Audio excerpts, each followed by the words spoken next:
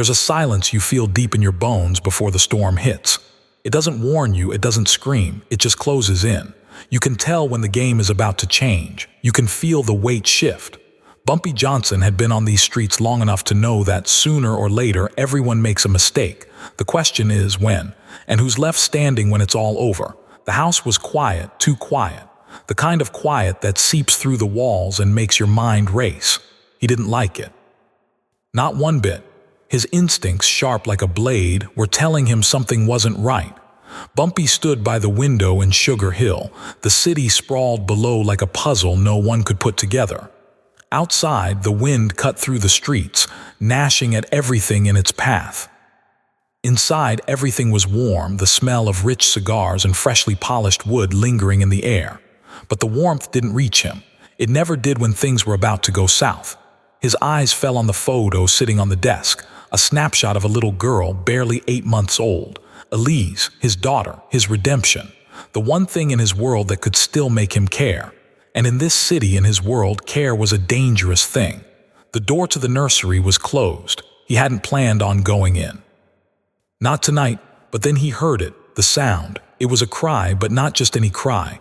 It wasn't the soft, sleepy whimpers of a baby settling in. No, this one had the edge of panic in it, raw, frantic, primal. His hand hovered over the door handle for a second too long. Something was off. Bumpy opened the door just as the cry intensified like a siren in the dark. There in the dim light he saw her, the nanny, Miss Adelaide, standing rigidly by the crib. She didn't turn to face him. Her back was straight, her uniform too crisp for comfort, too perfect. "Mr. Johnson," she said, barely above a whisper, a finger pressed to her lips as if he were the one causing the disturbance. Bumpy didn't answer. He just moved past her, his eyes locked on the crib. There was Elise, small. Fragile, her hands clenched the blanket so tightly her knuckles went white. Her face was flushed, blotchy. Her eyes wide, frantic. Not the calm, innocent eyes of a baby. These eyes held something darker, something more aware. And when she saw him, she flinched. It wasn't much. Just a slight twitch of her body as if she expected a hit. As if she'd learned not to trust anyone. Bumpy's chest tightened. He knew that look. He'd seen it too many times on the streets. Fear, deep, unshakable fear. And for the first time in years, it hit him harder than any bullet ever could. "Hey, princess," he said, his voice soft, too soft for the storm building inside him. He reached for her cheek, trying to push the fear out of her eyes, but Elise didn't reach for him. She just stared. Not at him, but at the nanny. And in that moment, Bumpy knew he wasn't just dealing with a baby in distress. He was dealing with a power play. Miss Adelaide's voice was too calm, too practiced. "She's got colic, Mr. Johnson," she said, her tone cold, clinical. "It's common. She works herself up into these frenzies. It's all part of growing up." Bumpy's eyes never left his daughter. Her skin was cool, clammy, but it wasn't just that. His fingers brushed her hairline and it was wet. It wasn't sweat, it wasn't milk, it was something else, something that didn't belong. His gaze snapped up to Miss Adelaide. "Why is she wet?" he asked, his voice low, threatening to crack. Adelaide didn't flinch. She wasn't rattled. She answered too quickly. "She just sweats when she cries. It's perfectly normal." Bumpy wasn't buying it. "No," he said, his voice cold, calculating. "I don't think that's it." The air in the room thickened. Something wasn't right. He could feel it like a vice tightening around his chest. Bumpy stepped closer, his eyes never leaving Elise. He reached for her blanket, pulling it back slightly to reveal the soaked fabric underneath. "Change her," he said, voice tightening. Adelaide took a step forward, blocking him like a wall he couldn't move past. She was too confident, too composed. "I'm just about to, Mr. Johnson," she said, her voice laced with something he couldn't place. "But it would be best if you left. She needs a calm, neutral environment to sleep." Bumpy stared at her. The words didn't hit him as hard as the tone did. The tone that told him, "I'm in control, not you." It wasn't the first time someone had tried to move him, but it would be the last. He took a step back, turning to look at his daughter one last time. Her eyes were still wide, still darting between him and Miss Adelaide. A silent plea. And in that instant, Bumpy knew the battle had begun. And the first casualty would be the one who thought they were untouchable. He left the room, but the unease stayed, like a shadow that refused to leave. Bumpy walked down the hallway, his mind racing. Something wasn't right and he wasn't going to let it go. He'd seen enough in his life to know when something was wrong. And Miss Adelaide, she was hiding something. The game was set, and Bumpy Johnson wasn't about to lose. The next few days stretched on like a slow burn, each moment longer than the last. The unease didn't fade. It crept into Bumpy's thoughts like a gnawing hunger, making it impossible for him to stay away. He found himself coming home early, leaving meetings and appointments behind with a single excuse, the pull of something that didn't sit right. Every day was the same. Every day the baby would cry. And every day Miss Adelaide would be there. The picture of calm, the perfect professional, but Bumpy knew the truth. He could feel it in his bones. Something was wrong. It wasn't the colic. It wasn't the tantrums. It was the fear in Elise's eyes. The way she would recoil, just a tiny movement, every time Miss Adelaide entered the room. The days wore on, and with each one Bumpy's patience wore thinner. And then one night it happened. It was a Tuesday. Mai was in the living room, knitting quietly, the radio playing in the background. But Bumpy wasn't listening to the music. He was listening to the sound coming from the back of the apartment, that scream, the one that ripped through the air. His instincts flared. He put down the newspaper, his eyes narrowing. "That doesn't sound right," he said, his voice hard. Mai looked up from her knitting, her hands frozen for a moment. "It's just the witching hour. Adelaide says babies sometimes cry at this time. It's normal." "Normal?" Bumpy shot back. "That doesn't sound like a stomach ache to me." Mai hesitated. She had been listening to Miss Adelaide's explanations for weeks. She didn't want to question the woman she trusted, but even she could hear it now, the panic, the raw, unfiltered fear in Elise's cries. "Bumpy, she's just," Mai started to explain, but he cut her off. "I don't care about Adelaide's damn witching hour," Bumpy snapped. "I care about my daughter. She's not crying over nothing." He stood up, restlessness coursing through him like electricity. His feet carried him down the hallway before he even realized it. The nursery door was closed, and for a moment Bumpy stood outside, his hand hovering over the knob. He wasn't sure if he was ready for what he might find, but he couldn't ignore it anymore. He turned the handle. The door creaked open, and he stepped inside, his eyes scanning the room for any sign of what was going on. Miss Adelaide was there, of course, standing by the crib like some kind of sentry, her back rigid as always. She didn't move when she saw him, didn't flinch, but her eyes flickered, a flash of something, annoyance, fear. Before she quickly masked it with that too-perfect smile. "Mr. Johnson," she said softly, holding up a finger to her lips. "She just got settled. She's had a hard night." Bumpy didn't say anything. He didn't need to. His eyes were already fixed on Elise. The baby lay on her back in the crib, her tiny hands gripping the blanket so tightly her knuckles were white. Her face was red, blotchy, and covered in the evidence of her screams. She didn't look at him, not in the way a child should look at their father. She didn't reach for him. Instead, her eyes flickered between Bumpy and Miss Adelaide. The same look, fear. A lump formed in Bumpy's throat. That wasn't right. He stepped closer, trying to keep his voice calm. "Hey, princess," he whispered, reaching down to touch her cheek. "It's okay. Daddy S here." Elise's tiny body flinched. Her eyes darted from him back to Miss Adelaide. That was all Bumpy needed to see. "Why's she flinching like that?" he asked, his voice low. Miss Adelaide's response was swift. "She's just tired, Mr. Johnson. It's common for babies to get anxious at this time of night. She's probably just reacting to the change in routine." Bumpy didn't buy it, not for a second. He gently cupped Elise's face, feeling the coolness of her skin beneath his fingers. She wasn't just tired. Something had happened. He turned to Adelaide. "She's wet," he said. His voice dropped an octave, low and commanding. Adelaide's eyes widened for a second, just enough for Bumpy to catch it. "I told you, Mr. Johnson," she said quickly. "She gets worked up. It's nothing." But Bumpy wasn't convinced. "No, it's not nothing," he said, his voice sharp, his eyes locking on hers. "This doesn't feel right." Miss Adelaide stiffened, clearly uncomfortable. But Bumpy could see it now, the crack in her facade. It was small, but it was there. She was hiding something, and Bumpy was going to find out what. The next few days were a blur. Bumpy found himself listening, waiting for the cries, the screams, the sound that had started it all. It was getting worse. Louder, more frantic, more desperate. One evening, as he sat in his study, the cries came again. But this time it was different.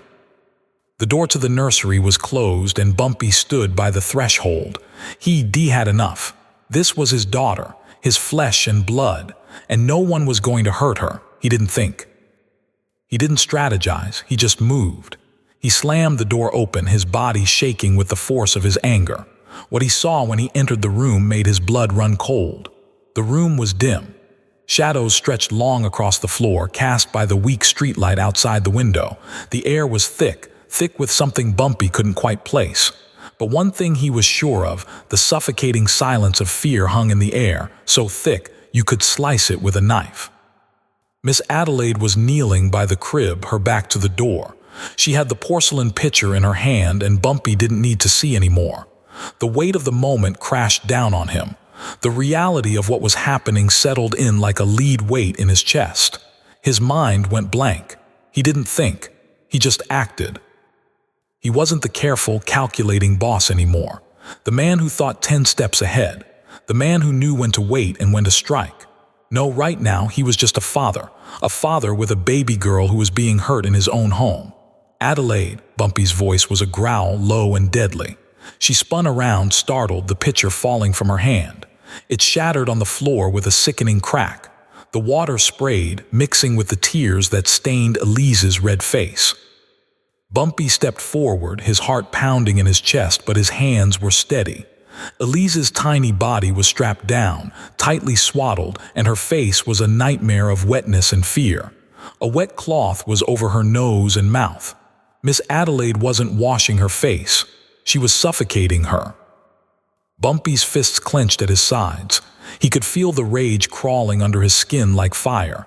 He could taste the iron in his mouth, but he held it in. He didn't lose control, not yet. "What the hell are you doing?" He snarled, his voice like a weapon ready to cut her down. Adelaide looked up at him, her face a mask of shock and disbelief, her lip trembling. I was cooling her fever," she stammered. "She was overheating." Bumpy didn't listen. He couldn't. The sight of his daughter struggling, gasping for air, was enough. He crossed the room in 2 steps, grabbing Elise from the crib with a speed that even Miss Adelaide couldn't match. The baby was soaked.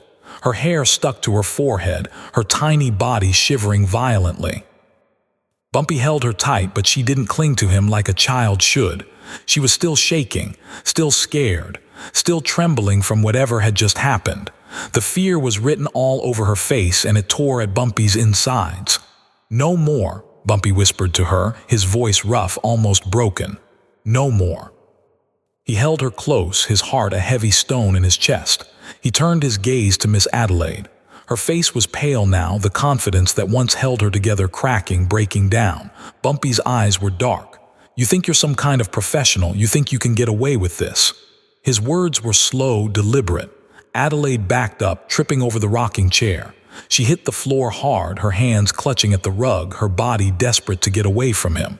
"Please, Mr. Johnson," she pleaded, "I didn't mean to." Bumpy cut her off with a single step forward. "You hurt her." He spat the words, each one sharp enough to cut. "You put a cloth over her face and poured water on it. You tried to drown her without leaving a mark. What kind of sick mind does that?" She opened her mouth to say something, but no words came out. "Answer me," Bumpy pressed, his voice low and deadly. Miss Adelaide was shaking now, her head bowed, her body trembling like a leaf in the wind. I didn't mean to hurt her," she whispered. "She cries too much. She never stops. It's too much for me. I had to do something. I had to make her quiet." Bumpy's grip tightened on Elise, but he didn't take his eyes off Adelaide. The rage was boiling inside him, but he forced himself to stay calm. He couldn't let her see how much he wanted to destroy her. "You hurt a baby," he said slowly, his voice growing colder. "You drown her to make her quiet, and you think you'll walk away from this." Adelaide's face was a mask of tears and fear now, her words barely a whisper. "I couldn't take it anymore. The noise, it's unbearable. You don't understand." Bumpy stepped closer to her, his eyes locked on hers, the weight of his presence a suffocating force. "I understand exactly what you did, and I'm going to make sure everyone knows what you did. Everyone." He turned, his mind already racing. He couldn't just let this go. He couldn't call the cops. The police would come for the nanny, yes, but they'd come for him too. They'd dig up every corner of his life, and they'd find the things he'd buried deep. They'd see the guns, the money, the empire he'd built in the shadows. But Bumpy Johnson had a different way of handling things. He didn't need the law, he needed proof. And he needed to make sure Miss Adelaide would never be able to walk into another child's life again. Bumpy turned to leave the room. But as he did, he gave one last look to the woman on the floor, the woman who had just destroyed any chance of mercy. "I'm giving you one chance, Adelaide," he said, his voice low. "You're going to confess, in your own words, you're going to write a letter, and you're going to tell the world what you did, because if you don't..." He let the words hang in the air like a threat. Miss Adelaide's eyes widened, her body stiffening with fear. She knew it wasn't just a threat, it was a promise. And in Bumpy Johnson's world, promises were always kept.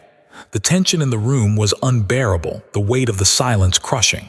Bumpy's gaze never left Adelaide as she sat there, stunned, trembling. The reality of what she'd done was slowly sinking in, and in that moment she knew there was no escape. Not from him, not from the truth. Bumpy's mind was already working, calculating, spinning the web around her. He'd seen men like her before, people who thought they could outsmart the game, who believed they were untouchable. But Bumpy had learned long ago that everyone had a weakness. Everyone made a mistake. And Adelaide had made the fatal one. She underestimated him. She tried to fight it. She tried to pretend she wasn't scared. But the fear was there, clear in the way her eyes darted around the room, looking for an out that wasn't there. "You'll never get away with this," she whispered, her voice breaking. Bumpy didn't respond right away. He didn't need to. He just stared at her, the calm before the storm. His mind was sharp, but even more than that, Bumpy had lived through enough to know how people like her operated. They talked big, made threats, tried to make you doubt yourself. But Bumpy knew better. He knew she was already halfway defeated. "Get up," he said finally, his voice smooth, calculated. "We're not done here." Adelaide's body stiffened, her hands trembling as she pushed herself off the floor. She wasn't used to being spoken to like that. She wasn't used to being broken. Bumpy turned his back on her, moving to the desk in the corner of the room where a manila folder sat waiting to be opened, waiting to be used as the weapon it was. He picked it up slowly, savoring the moment. "You think you're the first person to try to play me?" Bumpy asked, the words dripping with a dangerous calm. He could feel her eyes on his back, the desperation building in her. The power dynamic had shifted, and she was starting to see it. He wasn't some cornered gangster. He was the one who controlled the game. "I've been around long enough to know when I'm being played."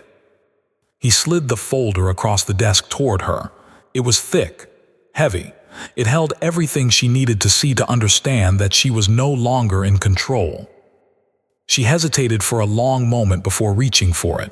Her fingers brushed the edge of the folder, and Bumpy saw it. The fear.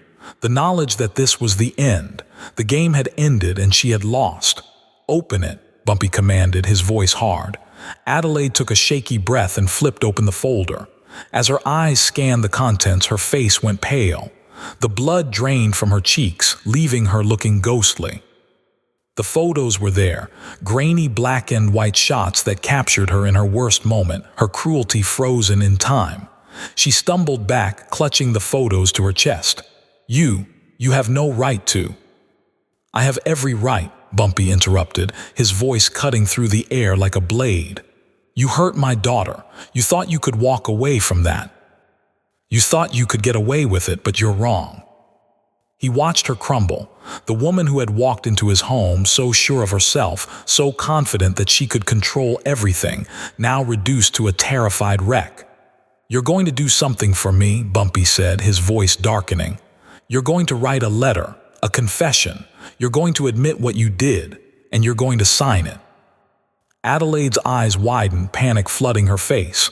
"I can't," she started to protest, but Bumpy raised a hand, silencing her. "You don't have a choice," he said softly. "You'll do this or the next step is the police.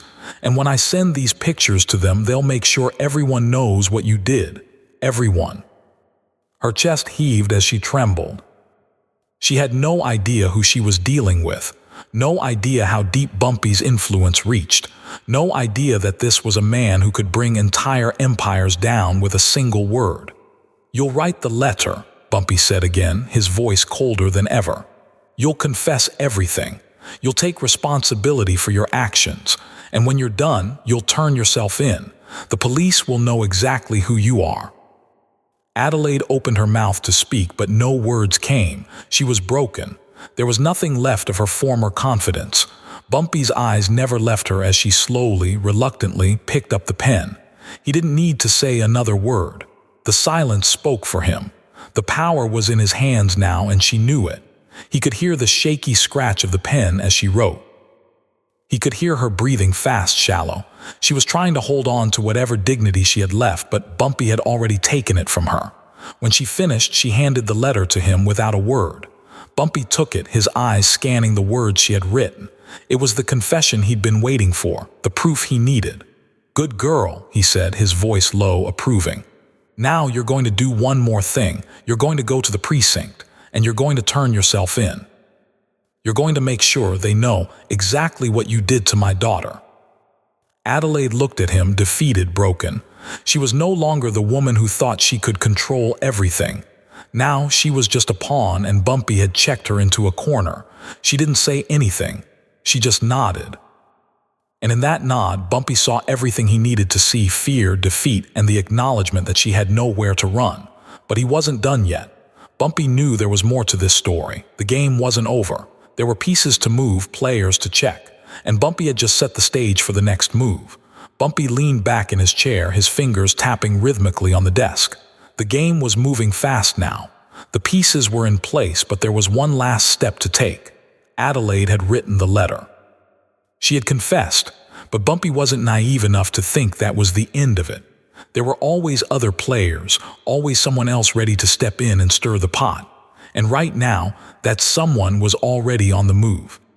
The phone rang, and Bumpy didn't need to look at the caller ID to know who it was. The voice on the other end confirmed his suspicion.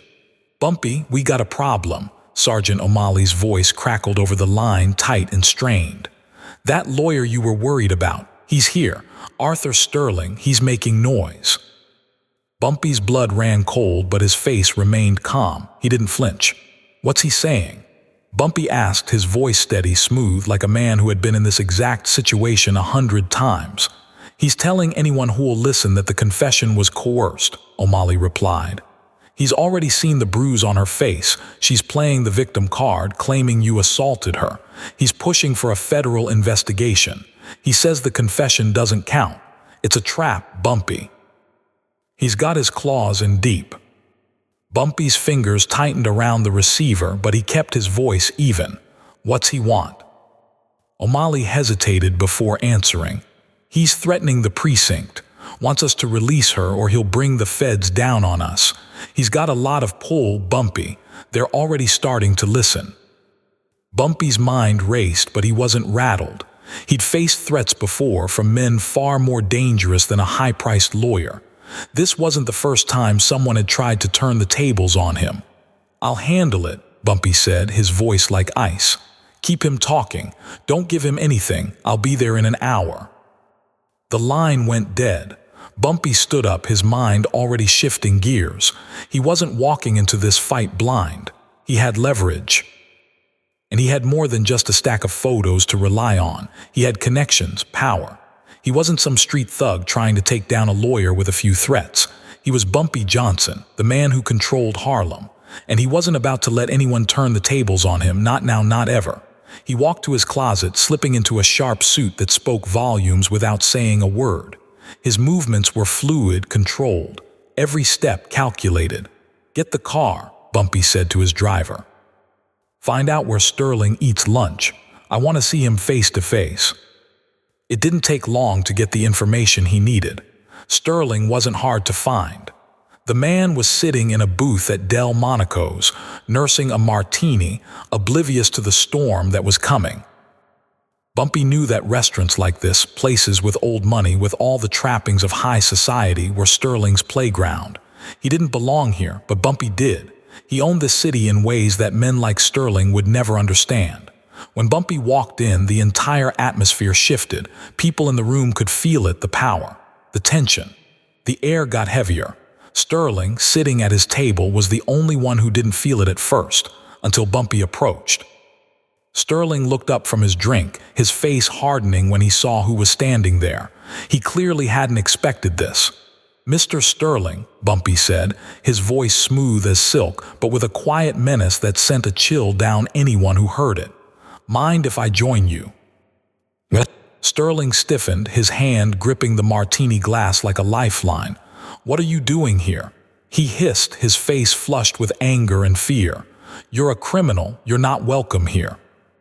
Bumpy didn't flinch. He didn't need to. He just slid into the seat across from Sterling, his eyes fixed on the lawyer with cold intensity.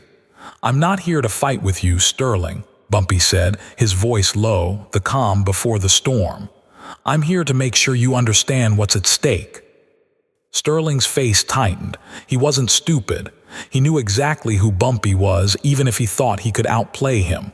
"You're trying to cover up your mess," Sterling sneered. "You're trying to silence a woman who's telling the truth. You think you can scare me with your—" Bumpy cut him off, his voice sharper now. "I'm not trying to silence anyone. I'm giving you a choice. You walk away from this. You drop the case and you let this go." Sterling's lips curled into a sneer. "What are you offering me, Bumpy? Some street money to shut up? That's not how this works. She's the victim here." Bumpy didn't even blink. "No, she's not. You see, Sterling, I'm not the one who's been playing games here. I'm not the one who's been manipulating the truth. I'm not the one who hurt a child." Sterling's eyes narrowed. "You're trying to intimidate me. You think I'm afraid of you." Bumpy smiled, but it wasn't a smile. It was the kind of smile a predator gives its prey just before the kill. "You should be," he said quietly. "Because I've got something you don't. Proof. Proof that you'll never be able to deny." Slid a manila envelope across the table. Sterling looked down at it but didn't open it. "Open it," Bumpy said, his voice dead calm. Sterling hesitated, but curiosity got the better of him. He opened the envelope, his face paling as he pulled out the first photograph. The image of Adelaide pouring water over Elise's face. The second, the third, the images of her cruelty frozen in time. Bumpy leaned in, his voice barely above a whisper. "That's your client. That's the woman you're defending."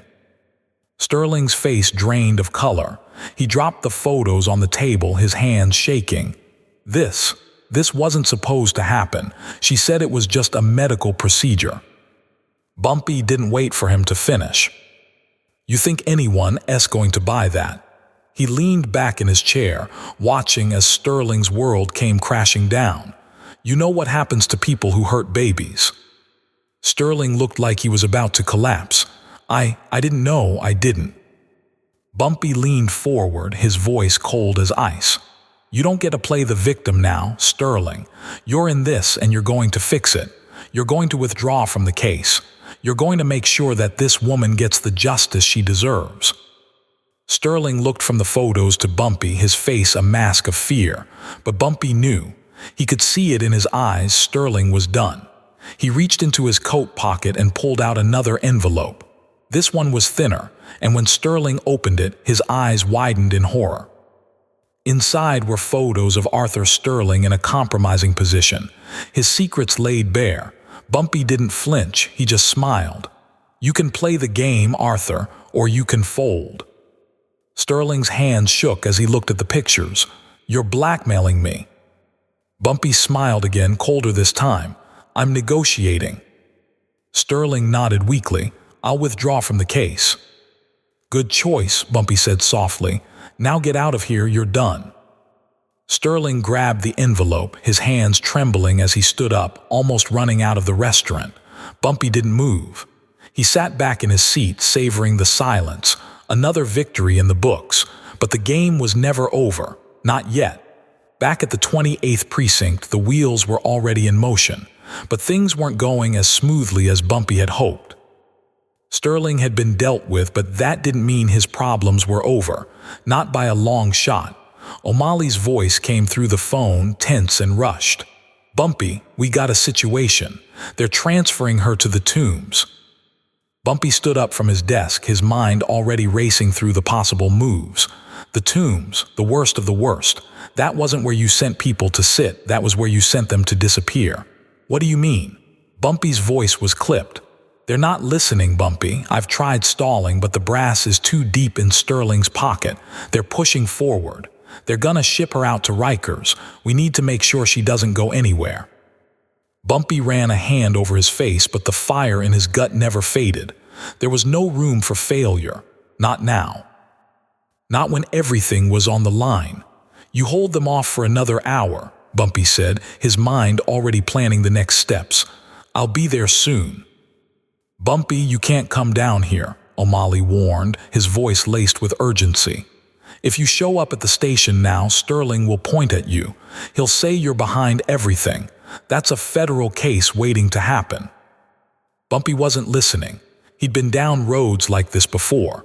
Men like Sterling, men with power, men with clean suits, always tried to flip the board, turn things around. But Bumpy wasn't about to let that happen. He built an empire on control, on playing the game, and he wasn't about to lose it now. "I'm not going to the station," Bumpy said, his voice steady, his eyes already scanning the room for the tools he needed. "But I need something from you. Get me the full file on Sterling, his connections, everything. I want to know who's pulling the strings and who's protecting him. We're about to turn this game around." O'Malley didn't respond right away, but Bumpy didn't need to hear the confirmation. He knew his men. They knew what was at stake. The minutes dragged, but Bumpy didn't waste a second. He walked to the safe behind the painting, unlocking it with a quiet click. He didn't need to pull out the money. He didn't need the guns. He needed something else, leverage. He grabbed the stack of photographs, those damning shots of Adelaide, the proof, the truth she couldn't deny. And beneath them, a smaller folder with a name on the front, Arthur Sterling. Bumpy's instincts kicked in, the tension building in his chest like a knot that wouldn't loosen. He grabbed the folder and walked to the door. This wasn't just about justice anymore. This was about power. And Bumpy Johnson wasn't going to let anyone take it from him, not without a fight. The car ride to the precinct was swift, but Bumpy's mind was already 1,000 steps ahead. He knew that once Sterling's grip on the situation started slipping, once the lawyer realized that Bumpy had a hand in the game, he would fold. He always did. But it wasn't just Sterling who would bend. It was everyone who thought they could mess with him. Everyone who thought they could play a man like Bumpy Johnson for a fool. When he entered the precinct, the air felt thick, like the calm before a storm. He didn't have to announce himself. He didn't have to make a scene. The officers in the hallway parted as he walked by, eyes averted, heads down. They knew. They knew who Bumpy was, and they knew that when he walked into a room, the rules changed. O'Malley met him at the door to the holding area, a file clutched in his hands. His face was grim, the weight of the situation hanging heavy. "Bumpy," O'Malley said, handing him the file. "Sterling's people are circling. They're trying to pull some weight. They've got the mayor in their pocket. The last thing we need is for this to get bigger." Bumpy didn't answer right away. His eyes scanned the file, his gaze flicking over the information with deadly focus. Sterling had done his homework, but Bumpy knew how to play the game. He knew the angles. He knew the lies. "They're gonna try and take her from us," Bumpy muttered, his voice low, his mind already calculating the next step. "But it's not gonna happen, not while I'm breathing." O'Malley didn't question him. He didn't need to. The hallway felt different now. The door to the holding cell stood at the end, and Bumpy could feel the tension tightening around him. When he reached the door, he didn't hesitate. He didn't knock. He just walked in. The room was cold. Adelaide was sitting in the corner, her face bruised and tear-streaked. She looked broken, her arrogance and pride shattered. Bumpy didn't look at her. He didn't need to. He walked straight to the desk, where a pile of papers sat waiting. "You think this is the end, don't you?" Bumpy's voice cut through the silence like a blade. Adelaide looked up, her eyes wide with fear. She knew what was coming. She knew it better than anyone. "This isn't the end," Bumpy said, his voice cold and calm. "This is just the beginning." He opened the folder on the desk, pulling out the photographs, the ones that told the truth. He placed them in front of her one by one, the water, the rag, the terror.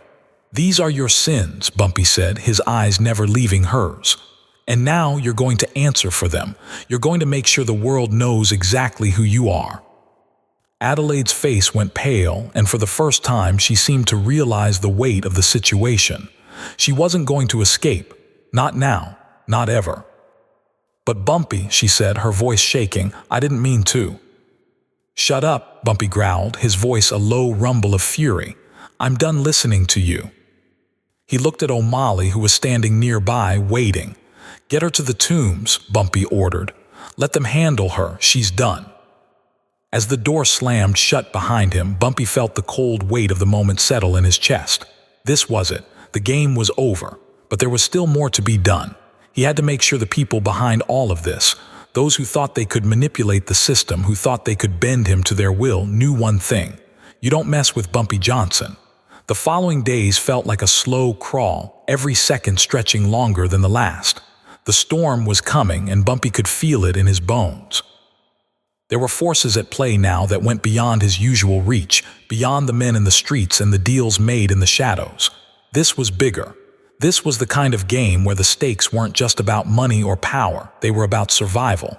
Bumpy knew when to wait, when to bide his time and let his enemies make the first move. But this time, he wasn't waiting. The pressure was building. Sterling's people were already circling, and Bumpy had a feeling they were about to make their move.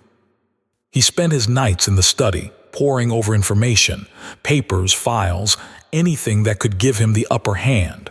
The city was alive outside his window, but inside there was only silence, the kind that gnawed at you when you knew something was coming.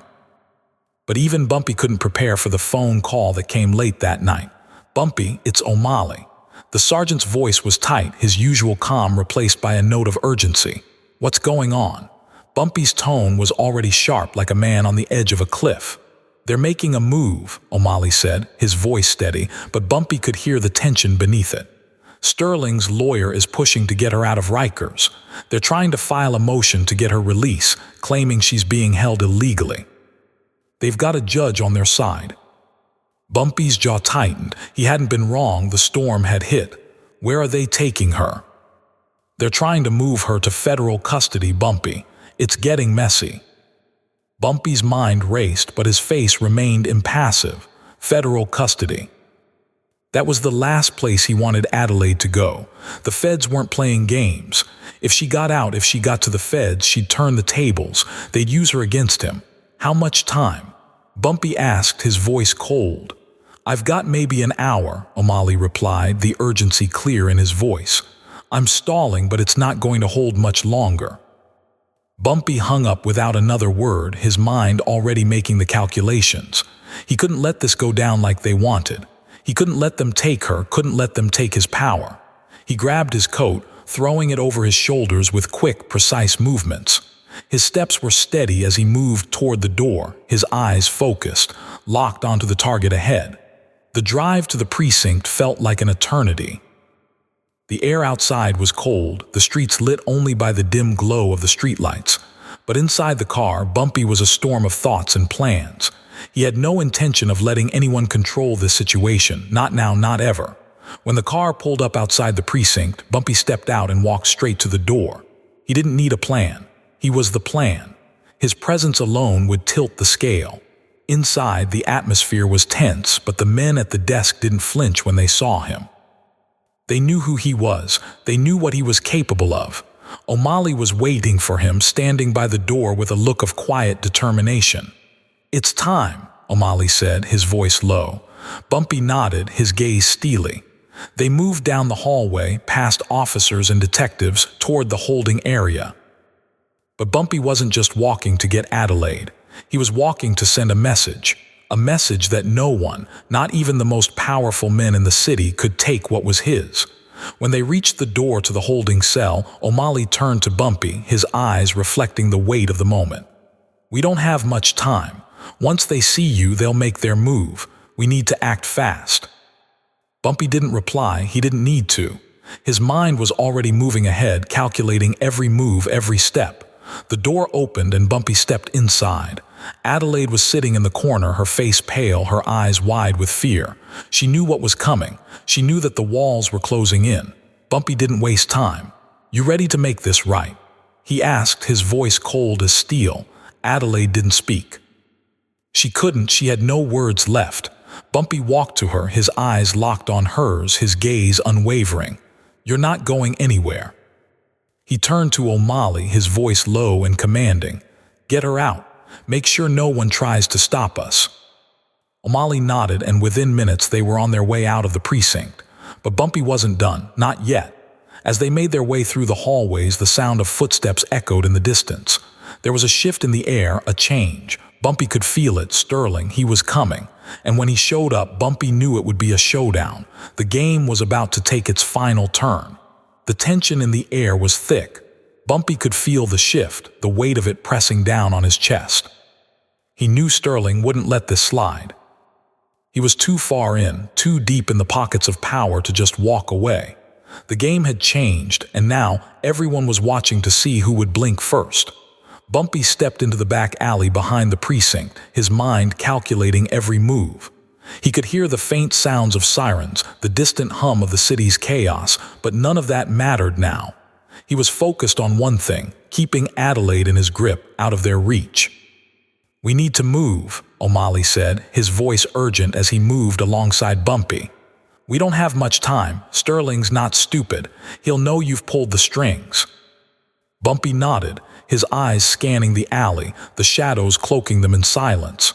"Then we make sure he doesn't know a damn thing." His voice was calm, deadly. Everything he said was already in motion, a plan unfolding before anyone else even had a chance to react. O'Malley glanced at Bumpy, knowing the unspoken weight behind those words. Bumpy Johnson wasn't just a boss. He was the storm that could tear everything down piece by piece. "You've got the photos, right?" Bumpy asked, his voice low, but there was an edge to it. He wanted to make sure the leverage was still secure. "Yeah," O'Malley said, holding up the envelope, the black and white photos of Adelaide's cruelty to his daughter. The images told the whole story, one that would bury anyone who tried to stand against Bumpy. "They're still with me. I'll make sure they're handled. No one gets their hands on them." "Good," Bumpy said, his eyes narrowing. "Keep them tight, but we need more. It's not just about Adelaide. It's about sending a message. Sterling doesn't get to play games like this." As they reached the car, Bumpy's mind never stopped. He'd played his part, but now it was time to bring the rest of the pieces into play. The lawyer, the city officials, the people who thought they could bend Bumpy Johnson to their will. It was time to remind them who ran the streets. The car engine rumbled to life as they sped away from the precinct, the distance between them and their enemies growing with each mile. But Bumpy wasn't under any illusion that the game was over. No, the real work was just beginning. It wasn't long before the phone rang again, cutting through the quiet hum of the car. O'Malley reached for it without hesitation, but Bumpy could tell by the look on his face that the news wasn't good. "What's the word?" Bumpy asked, his voice sharp. O'Malley's eyes flickered to Bumpy, then back to the road. "Sterling S. on the move. He's got a judge pushing for a hearing in federal court. He's telling everyone you're the one pulling strings behind the scenes." Bumpy's eyes narrowed. This was the moment they'd been waiting for. Sterling was throwing everything he had at Bumpy, trying to pull him into the light, trying to turn the tables. But Bumpy had been in this game long enough to know exactly how to handle it. Where is he now? Bumpy's tone was cool, calculating. He's in Midtown, making calls, trying to rally more support. But he's got the press on his side, and he's trying to twist the story. He's trying to make you the villain. Bumpy's lips curled into a small, dangerous smile. The press. It was always the press. The same group of people who could make you a king or a monster with a single headline. But Bumpy wasn't worried. Not yet. "Let him talk," Bumpy said quietly. "Let him run his mouth. I'll show him who the real monster is." O'Malley shot a glance at him. "What's the plan, Bumpy?" Sterling wants to play dirty. Fine, we'll play dirty too. Bumpy's voice was quiet, but there was a power behind it that made everything around him feel like it was under his control. The car picked up speed, weaving through the streets of Harlem as Bumpy's mind raced, making the final preparations. Sterling had no idea what was coming for him, and when Bumpy was done, Sterling would wish he'd never come after him. The car screeched to a halt in front of Delmonico's, the same place where Bumpy had cornered Sterling before. The restaurant was still buzzing with life, but this time the atmosphere was different. The energy was tense, thick with an unspoken anticipation. "Get inside," Bumpy said, his voice steady as he turned to O'Malley. "Make sure he doesn't see me coming. I'll handle this." O'Malley nodded, his eyes never leaving Bumpy as he stepped out of the car and disappeared into the crowd. Bumpy watched the door to the restaurant, his mind already ahead of the game. He wasn't going to play by anyone else's rules. He made his own rules. And now it was time to make sure everyone in that room knew exactly who ran things in Harlem. He stepped out of the car slowly, his movements smooth, calculated. As he crossed the street, the world seemed to quiet down around him, the streetlights casting long shadows as his silhouette grew larger, more imposing. He knew what was coming. Sterling was already rattled. But now Bumpy was about to pull the final card, something Sterling wouldn't be able to fight. The restaurant door opened and Bumpy walked in without hesitation. His eyes locked onto Sterling immediately, who was sitting at a booth, his smug expression faltering as soon as he saw who was walking toward him. "Mr. Sterling," Bumpy said, his voice low, his smile dangerous. "You mind if I join you?" "What?" Sterling's face drained of color as he saw Bumpy's calm, assured presence in front of him. He tried to stand up, but Bumpy didn't give him the chance. He slid into the booth opposite Sterling, his eyes unblinking.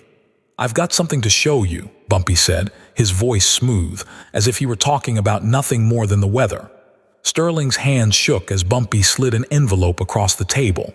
Inside were the damning photos, everything that Sterling had worked so hard to hide. Sterling's face went gray as he stared at the images. His lips trembled, but no words came. He could see the writing on the wall. His empire of lies was crumbling. "I'm giving you one last chance," Bumpy said, his tone cold. "Walk away. Tell your people to back off. Or I'll make sure the whole city knows exactly who you are." Sterling opened his mouth to argue, but Bumpy wasn't interested in hearing it anymore. "The choice is yours," Bumpy said, standing up, his movements effortless and powerful. "But if you keep pushing, if you keep trying to play me, you'll regret it."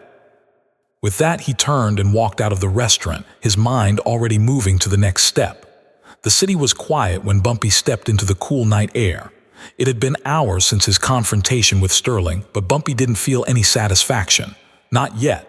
The game was still in motion, and Sterling wasn't the only player at the table. But now, Bumpy had the advantage. Sterling's bluff had been called, and he was rattled, frantic, even. Bumpy knew that once a man started to show his cracks, he'd never be the same.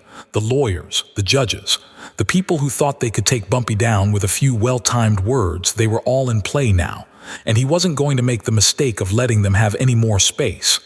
"Keep your eyes open," Bumpy said to O'Malley as they climbed into the car, his eyes scanning the night around him. "Sterling's not done. He'll try something else, but we'll be ready for it." O'Malley nodded, his jaw tight. "He won't get far, Bumpy." But Bumpy wasn't so sure. He knew Sterling. The man had a thick skin, but it was fragile around the edges. It wasn't the fight in him that made Sterling dangerous, it was the desperation. When a man got desperate, he made mistakes, and Sterling had already made one. "He'll push one more time," Bumpy said, his voice firm. "That's when we end it." Car rolled through the quiet streets, the faint hum of the city the only sound. Bumpy wasn't done yet, not by a long shot. He had one more move to make, one last piece to put into place before everything fell into place. The following day, the tension in the city felt different. It wasn't just the usual grind. There was something else in the air now, a shift. The feeling that something big was about to happen. Bumpy spent the day waiting, watching, listening. He wasn't going to make a move too soon. No, he knew better than that. The right time would come, and when it did, he'd strike. He spent the hours in his study, his mind racing through the next steps, but his eyes kept returning to one thing: the letter. The one Adelaide had written, her confession, the proof of what she had done to his daughter. Bumpy had held on to it like a weapon, and right now it was the only thing standing between him and his enemies. Around mid-afternoon, Bumpy received a call. "Mr. Johnson," O'Malley's voice was tight, filled with urgency. "We've got trouble." "What's going on?" Bumpy asked, his voice steady. "It's Sterling," O'Malley said.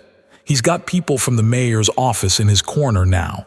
They're pushing harder and they've got the press on their side. The narrative is already shifting. They're trying to spin it as a personal vendetta against a woman who was just trying to help a child." Bumpy's lip curled into a slow smile, but it was empty, cold. The fight wasn't over, and Sterling's last-ditch attempt to spin the story wasn't going to work. "Let them talk," Bumpy said, his voice ice. "They can say whatever they want, but we're playing by my rules now." He hung up without another word. He wasn't going to let Sterling use the press to turn the story around. No. If anything, Bumpy would make sure that the press knew exactly who was behind the lies. That evening, Bumpy made his move. It wasn't a call and it wasn't a meeting. This time, it was about something more subtle, something that would hit harder than anything a lawyer could throw at him. Bumpy knew how to play people. He knew how to make them feel small, insignificant, without lifting a finger. And tonight, Sterling was going to feel small. He entered the restaurant again, Delmonico's, where Sterling had first tried to make his stand. The lights inside were dim, the atmosphere hushed, like a place where men like Sterling went to polish their egos. But tonight, it wasn't just about the food or the martinis. Tonight, it was about power. Bumpy walked through the door, his presence like a storm cloud rolling through the room. Everyone in the place could feel it, the shift, the tension. Sterling was there, of course, sitting at a table in the corner. He didn't see Bumpy enter. He didn't notice the way the energy in the room had changed. He was too busy trying to hold onto his illusion of control. Bumpy walked straight toward him. No hesitation, no doubt. He wasn't walking into a confrontation, he was walking in to finish the game. "Mr. Sterling," Bumpy said smoothly, his voice calm and even, but with a force behind it that could shatter glass. Sterling's head snapped up, and for the briefest moment his eyes went wide with recognition. He knew. "You have a lot of nerve showing up here," Sterling hissed, his voice strained. He was still trying to hold onto his power, but Bumpy could see the cracks in his armor. Bumpy smiled. It was cold, calculated. "I'm not here to talk about your games, Sterling. I'm here to make sure you understand one thing." Sterling's lips curled into a forced smile, but it didn't reach his eyes. He wasn't prepared for what Bumpy had in store. "You're going to step back," Bumpy said, his voice unwavering. "You're going to walk away from this before you drag the rest of your life into the gutter, and you're going to make sure you don't involve anyone else in this mess." Sterling opened his mouth to argue, but Bumpy raised a hand, silencing him. "You don't get to talk anymore," Bumpy said. "You've lost. I have everything, and you have nothing." Sterling's face was gray now, his expression no longer filled with arrogance. He knew. Bumpy turned and walked away, leaving Sterling in the dust. The game was done, and Bumpy had won. As Bumpy stepped out into the cold night air, the weight of everything that had happened started to sink in. He had played the game and he had won. But this was more than just a victory. This was a statement. And in Harlem, a man's word was all that mattered. The city was quieter now. The kind of quiet that comes before the world fully wakes up, before anyone realizes just how close they came to losing it all. Bumpy knew that feeling well. He had seen it too many times. After every victory, there was always a moment of calm, a moment when the world took a breath before diving right back into the chaos. But this time, it felt different. This time, there was no turning back. He was still riding the adrenaline from the showdown with Sterling, but he knew better than to let his guard down. The streets never stopped moving, never stopped shifting. One minute you were on top of the game, and the next minute you were looking up from the bottom. But Bumpy wasn't worried. Not now. Not after everything that had gone down. He had dealt his cards, and now it was just a matter of letting them fall where they may. O'Malley's call came late that night, his voice tight as he filled Bumpy in on the latest. "Bumpy," O'Malley said, "it's done. Sterling's out. He's out of the game." "What happened?" Bumpy asked, his voice calm but his attention sharp. He pulled back. The mayor's office backed off too. The feds don't want anything to do with this. Sterling's lawyer dropped the case. No more motions, no more press. He's gone. Bumpy smiled, but it wasn't a smile of satisfaction. It was the kind of smile that came from understanding the game and knowing exactly how far he could push before breaking someone. "Good. He knows who's running things," Bumpy said softly. "But don't let your guard down yet. There's still cleanup to do. Make sure everyone stays quiet." "I've got it covered," O'Malley said, his voice firm. "You just rest. Let the city calm down. We've got this." Bumpy hung up the phone, but he didn't feel relief. Not yet. There was still work to be done, still pieces to move on the board. The next morning, Bumpy didn't wake up early like he usually did.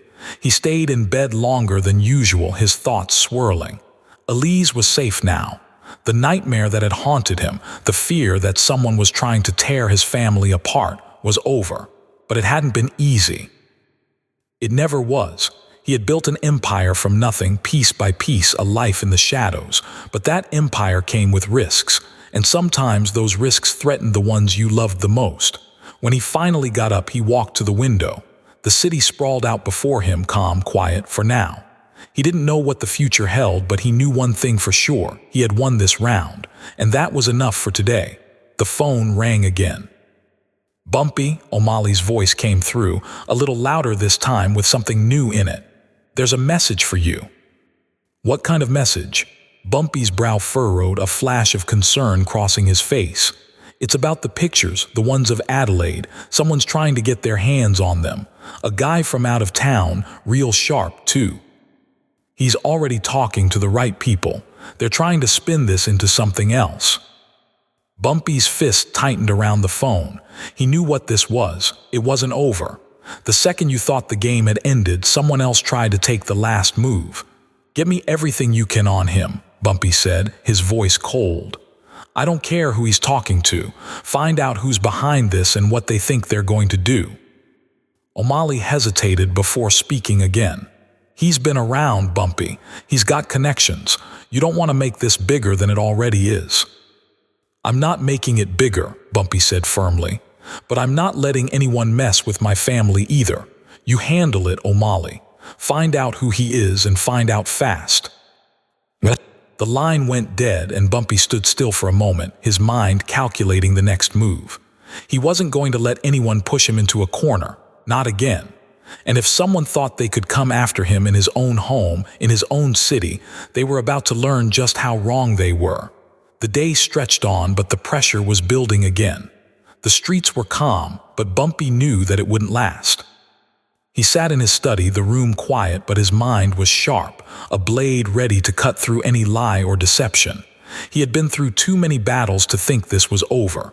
Sterling was gone, yes, but there was always someone else, someone waiting for the right moment to strike. And Bumpy was ready. That night, Bumpy finally made the call. He didn't waste time. He didn't need to. He had everything in place. "O'Malley," Bumpy said, his voice low, cold. "Get me the man behind this. Get me the ones who think they can move in on my city. I want to make them an offer they can't refuse." "Understood," O'Malley said, a hint of respect in his voice. "We'll handle it." Bumpy hung up, his hand still gripping the phone tightly. He wasn't going to let anyone slip by him, not when they thought they could threaten what he had built. He wasn't just the king of Harlem. He was the one who controlled the streets. And when Bumpy Johnson moved, the whole city had to take notice. Bumpy sat alone in his study, the soft light of the desk lamp casting long shadows against the walls. He had come through this unscathed, but the scars were there. They were always there in the back of his mind.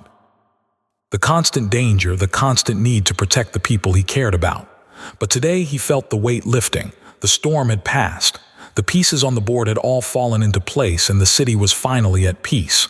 O'Malley called later that evening, his voice almost relieved. "Bumpy," he said, "it's done. The man behind the moves, the one who thought he could push you, he's taken care of. Everything's quiet now. The city's settled. no one stepping out of line.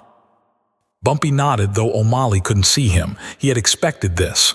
The deal had been made. The ones trying to flip the script were gone, dealt with by the same precision Bumpy used to handle everything. Subtle, lethal, and silent. "Good," Bumpy said. His voice was calm, like a man who had seen it all and wasn't fazed by it anymore. "Make sure it stays quiet. I don't want any more problems. No loose ends." "No loose ends," O'Malley echoed.